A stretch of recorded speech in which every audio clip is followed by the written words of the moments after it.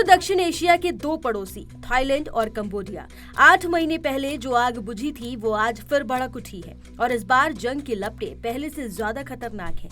एक बार फिर गोलियों की आवाजें बॉर्डर पर गूंज रही हैं। दोनों देशों की सेनाएं आमने सामने हैं और हालात इतने बिगड़ चुके हैं कि हवाई हमले तक शुरू हो गए हैं। थाईलैंड ने दावा किया है कि कंबोडिया की सीमा पर बना एक कैसीनो असल में हथियारों से भरा एक सैन्य ठिकाना बन चुका था।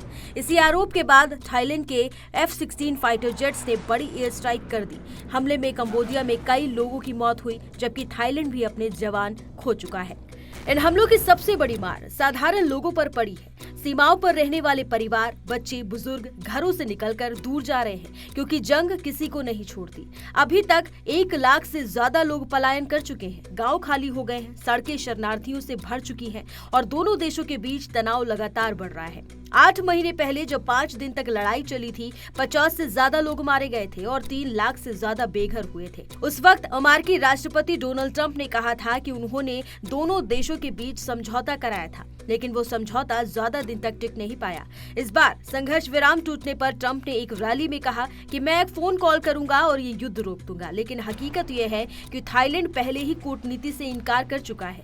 उनका कहना है कि शांति तब होती है जब माहौल हो, और अभी ऐसा कोई माहौल नहीं है।